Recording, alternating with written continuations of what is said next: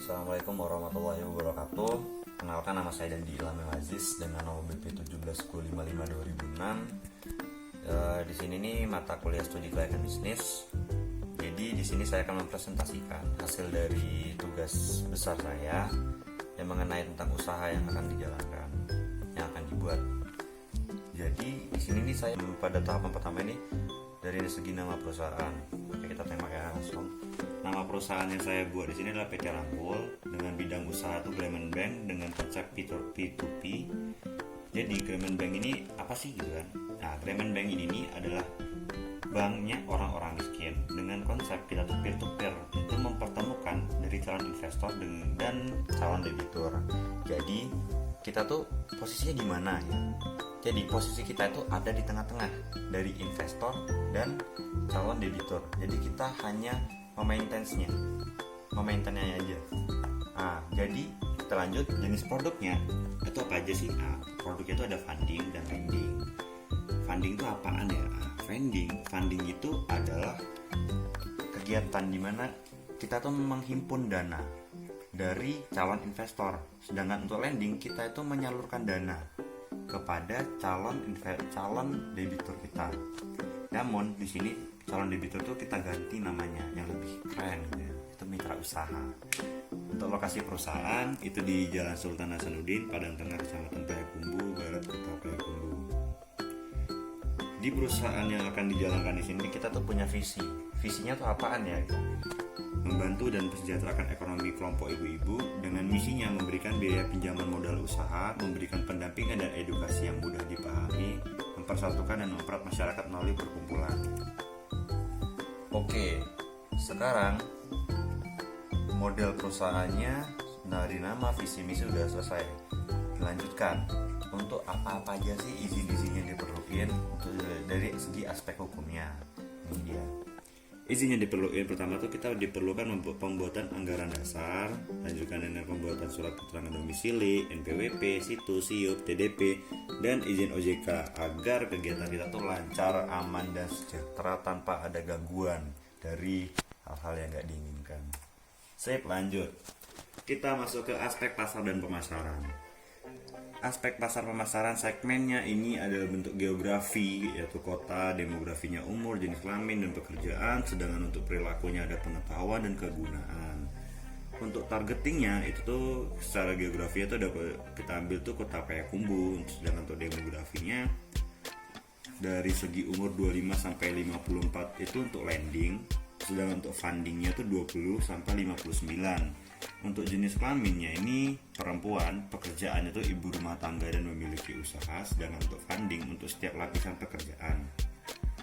Sedangkan untuk segmen perilaku itu pengetahuannya itu memiliki pengetahuan untuk menjadi seorang pengusaha. Kegunaannya itu modal yang diberikan itu berdasarkan pada manfaatnya. Lanjut pada positioning, inovasi pada konsep produk yang diterapkan. Untuk positioning ini nih kita tuh memberikan inovasi pada produknya. Untuk memberikan keunggulan produk, maka kita tuh perlu namanya tuh bentuk pembedanya. Pembedanya tuh bisa dalam bentuk proses. Namun di sini juga kita perlunya pembeda seperti dalam bentuk logo, seperti dengan logonya tuh kayak gitu. Dilanjutkan dengan strategi 7P. Pertama itu tuh kita menuju ke produknya. Di sini produknya tuh ada lending. Lending ini kita melakukan pemberian modal usaha dengan minimal pemberian itu sebesar 4.200.000 dengan bunga yang kita berikan itu sebesar 30%. Untuk funding, penyetoran itu yang paling minimal itu sebesar 100.000 atau bisa lebih dengan pengembalian modal sebesar 15%. Untuk harga yang ditawarkan tuh funding 15%, sedangkan untuk lending ada 30%.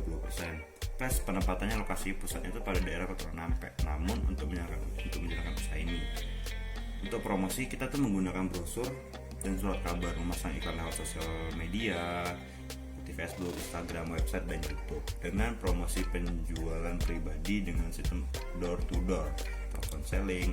Selanjutnya tuh kita memberikan insentif seperti kaos lainnya untuk kelompok ibu-ibu atau pelaku pengembang usaha. Lalu kita melakukan publisitas menggunakan bisnis partner. Jadi setelah itu tuh diselingi dengan sistem door to door tadi. Oke, selanjutnya itu people. Untuk people ini perusahaan kita tuh memberikan kinerja yang efektif pada BP funding dan lending. Selain itu ditambah dengan ramah tamah sesuai dengan budaya lokal. Tujuannya kenapa sih kita menggunakan budaya lokal? Tujuan itu cuma satu, agar dia tuh mudah diterima oleh kelompok ibu-ibu tadi. Dengan begitu usaha kita tuh agar aman. Dan tuh pokoknya aktivitasnya tuh juga oke-oke aja gitu. Nah, lanjut dengan pada prosesnya. Untuk proses di sini nih, seperti yang kawan-kawan lihat, bisa dibaca sendiri dulu. Oke, lanjut ke bagian lingkungannya. Karakteristik lingkungan yang ada pada usaha ini adalah basis pedesaan dan daerah urban dengan lingkungan ibu-ibu yang memiliki usaha. Strateginya dengan pemilihan wilayah pedesaan dan wilayah urban. Dikarenakan dengan kecenderungan calon mitra usaha dalam melakukan kegiatan wirausaha yang memiliki keterbatasan modal usaha dan juga kurangnya pengetahuan akan melakukan kegiatan wirausaha. Oke, lanjut ke bagian proyeksi permintaan dan penawaran. Untuk di sini nih, untuk total populasi penduduk perempuan. Nah, jadi di sini nih angkanya agak berbeda dengan angka BPS. Karena kenapa? Di sini angka yang di sini nih kita udah kita mengasumsikan bahwa total populasi kita tuh hanya sekitar 10% saja yang kita ambil. Jadi angkanya seperti ini. Ini total area yang akan kita salurkan. Sedangkan untuk menginvestasikan ini kita ambil untuk seluruh kota Payakumbuh. Nah, jadi kita terus tengok ini selalu berkembang. Untuk proyeksi penawaran pada kota Payakumbuh sendiri terus mengalami peningkatan pada KUR atau ke kredit usaha rakyat. Dengan begitu adanya bantuan usaha pada tanpa anggunan ini menjadi salah satu produk yang dapat dengan mudah diterima oleh masyarakat. Dengan begitu permintaan dan penyaluran kredit usaha mikro ini akan terus meningkat. Untuk segi persaingan sendiri, itu salah satu persaingan yang sudah ada di kota Payakumbuh itu hanya satu, yaitu PT Amarta. Oke, kita lanjut. Kita masuk pada aspek teknis dan teknologi. Oke, pada bagian ini di sini kan ada 3 nih, ada business partner funding, investor, dan admin business partner funding. Kita masuk pertama tuh pada bagian start. Pertama, business partner funding ini akan pergi menggunakan kendaraan pribadi, mengenakan seragam kerja dan membawa brosur. Dia akan pergi ke suatu daerah mencari investor pada daerah tersebut. Nah, nanti ketika di sana tuh dia akan bertemu dengan investor. Jika di sana tuh investor tuh menerima, maka dilanjutkan dengan mengisi formulir dan dilanjutkan dengan menyerahkan formulir tersebut. Jika ia menolak keadaannya, maka BP funding itu tuh akan mencari investor pada daerah tersebut lagi. Setelah menyerahkan formulir, maka dilanjutkan dengan penginputan hasil yang dilakukan oleh business partner funding, diserahkan kepada admin atau diterima input, dilanjutkan dengan pemberian daftar nama mitra usaha. Nah, di sini diterima oleh BP funding. Itu baru akan menerima daftar mitra usaha berdasarkan skor kreditnya. Dan itu kita menawarkan kepada investor akan memilih hasil dari mitra usaha yang dinilai berdasarkan skor kreditnya. Nah, di sana nanti akan memberikan dananya atau memberikan hasil atau memberikan setoran investor, baru diserahkan kepada BP funding berupa menerima setoran. Terus lanjutkan dengan pengumpulan besaran pendanaan, dan itu baru menerima data dari business partner funding. Dan itu baru adminnya tuh menyampaikan kepada investornya tadi. Nanti investor itu menerima informasi dan diberikan setoran hampir setiap minggunya selama 50 minggu. Oke, selanjutnya itu ke bagian business partner lending. Di sini sama kayak seperti funding tadi, pertama dia menggunakan seragam, membawa brosur, mendatangi daerah calon mitra usaha secara door to door. Nanti mitra usaha itu akan diajak, mitra usahanya itu jika ia mau, maka ia akan membuat satu kelompok dan penanggung jawab. Jika ia menolak, maka BP lending itu akan mendatangi calon mitra usaha yang lain. Setelah itu baru akan dilakukan survei. Setelah dilakukan survei, baru dilakukan pengisian formulir secara lengkap atau penginputan formulir ke dalam Google Form. Setelah di input, maka hasilnya diterima oleh adminnya. Setelah itu baru diinput menggunakan Microsoft Excel, melakukan analisis kredit, maka disitu akan keluar hasil. Hasilnya itu berupa setuju atau penolakan. Kalau setuju maka keluar berupa platform. Jika penolakan maka BP Lending akan penyampaian penolakan itu dan calon mitra usaha itu akan menerima pesan tersebut. Lanjut kepada platform tadi. Untuk platform sendiri kita tuh maka lanjutnya BP Lending akan melakukan pengumpulan. Setelah melakukan pengumpulan maka dilakukannya sosialisasi pada hari pertama. Datu setelah mengumpulan itu melakukan pelaporan penanggung jawab untuk melihat apakah dari calon investor tadi hadir atau tidaknya. Jika hadir maka akan diturunkan pencairan dana oleh admin. Dana itu diterima. Dana itu dilakukan sosialisasi hari kedua dan menerima dana. Pada selanjutnya itu BP Lending akan melakukan pendampingan usaha di setiap minggunya selama 50 minggu. Di sini maka BP Lending ini akan melakukan kegiatan edukasi pada calon mitra usaha. Nanti calon mitra usaha itu sendiri akan melakukan penyetoran kredit setiap minggunya. Nah, entah di situ BP Lending akan menerima setoran kreditnya. Setelah itu dilakukan dengan menyerahkan setoran, menerima nanti setoran itu diberikan kepada admin. Baru melakukan penginputan setoran dan dimasukkan sisanya. Nanti admin ini akan memberikan informasi. Informasinya diterima, baru nanti disampaikan kepada mitra usaha tentang berapa sih sisa angsurannya. Jika angsuran selesai, dilanjutkan dengan melakukan survei kembali. Hal ini tujuannya agar apakah dia tuh mau untuk melanjutkan kembali atau tidak. Oke, selanjutnya itu kita masuk ke manajemen risiko. Oke, kita tengok di sini. Pada saat melakukan survei, apabila terjadi kendala seperti ini nih, maka solusinya itu kita lakukan ini. Nah, selanjutnya pada sosialisasi hari pertama, jika terjadi kendala seperti ini nih, telah dituliskan, maka solusi seperti ini. Untuk di hari kedua seperti ini. Nah, namun pada selanjutnya tuh ini beberapa hal yang kita takutkan apabila terjadi bila pembiayaan tidak digunakan sesuai dengan saat pengajuan. Misalnya seperti dia mengajukan untuk pembuatan acara ini, maka solusi yang dilakukan itu kita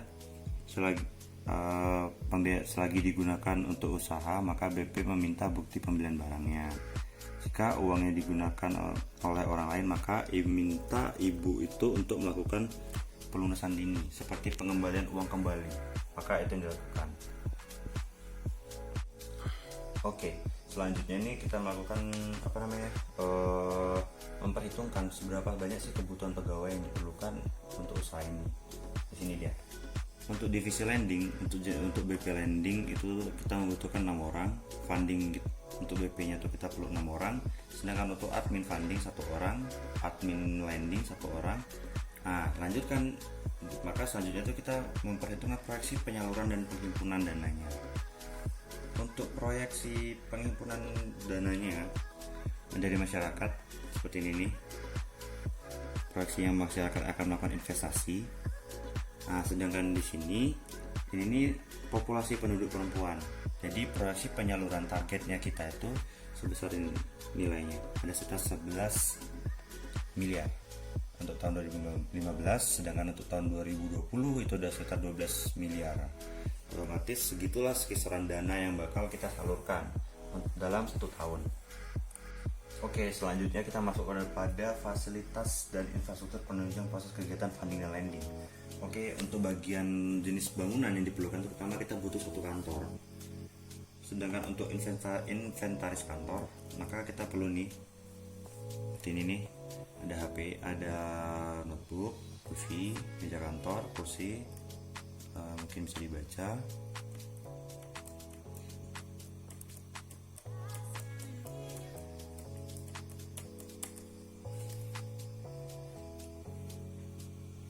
Oke, kita lanjut. Ini nih adalah bentuk tata letak perusahaan dan tata letak perusahaannya. Kita gunakan di sini adalah besarnya 15 meter dan bentuk lebar, panjangnya 17. Di sini ada bagian teras, tempat parkir, ruang kerja.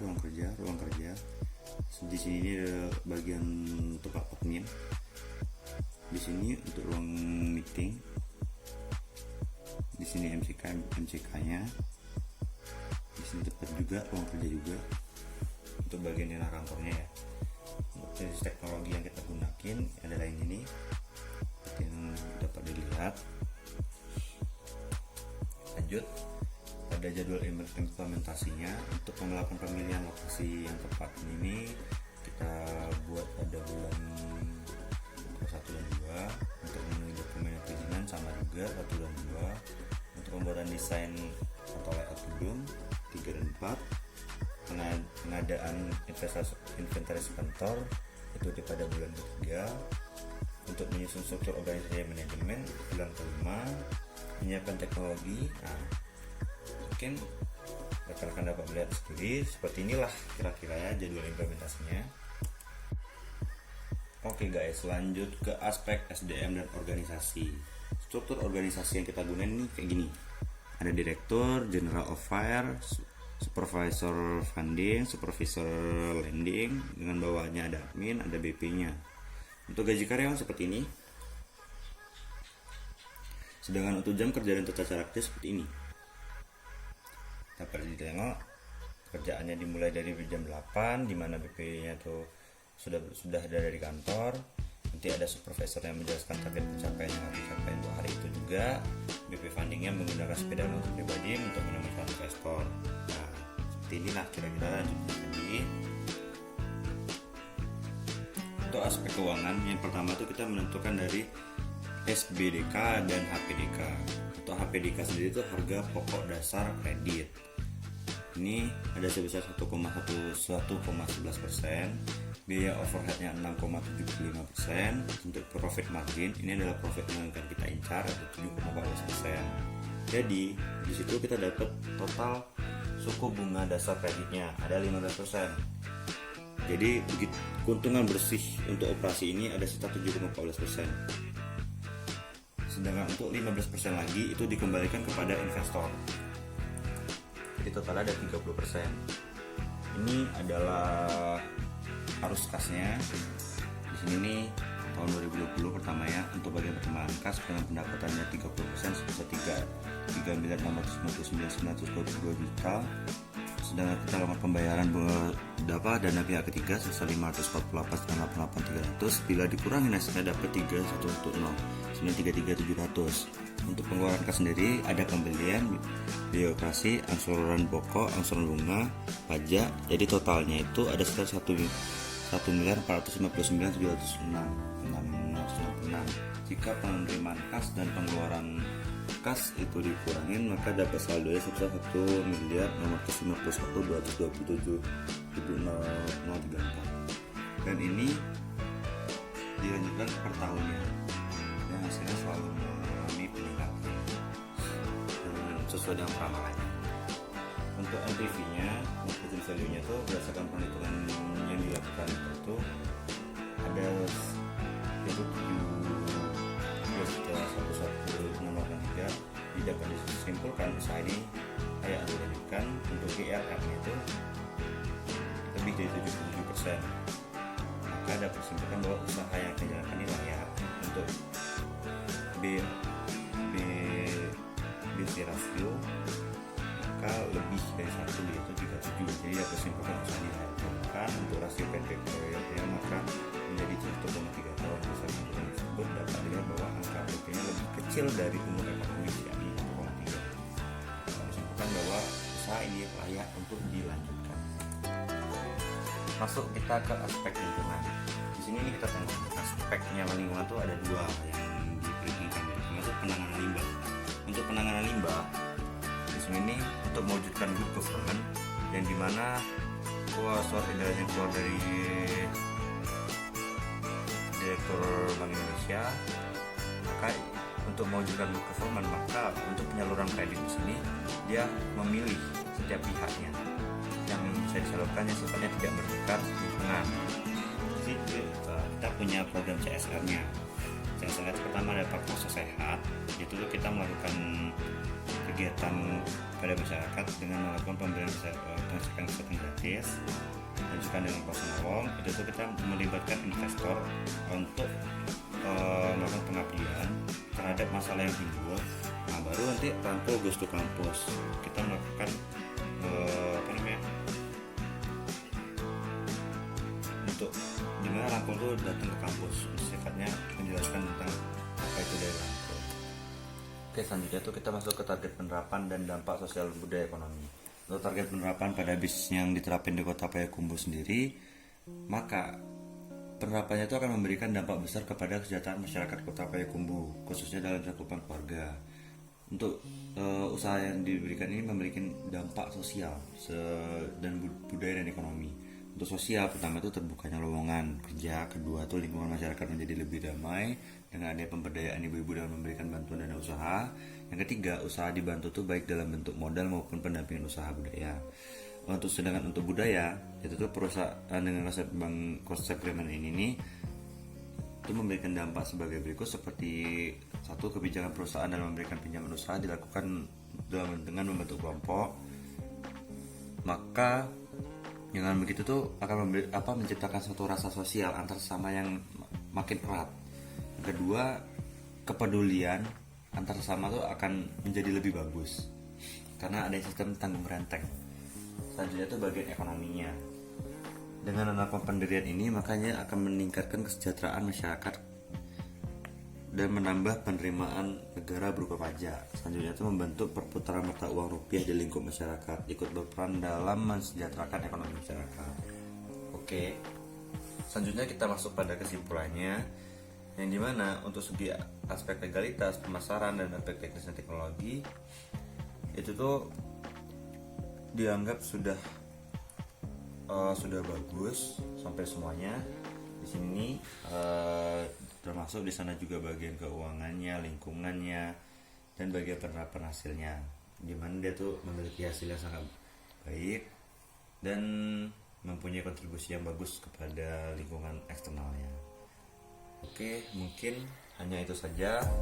Apabila ada salah dalam proses pengucapan, saya mohon maaf. Assalamualaikum warahmatullahi wabarakatuh.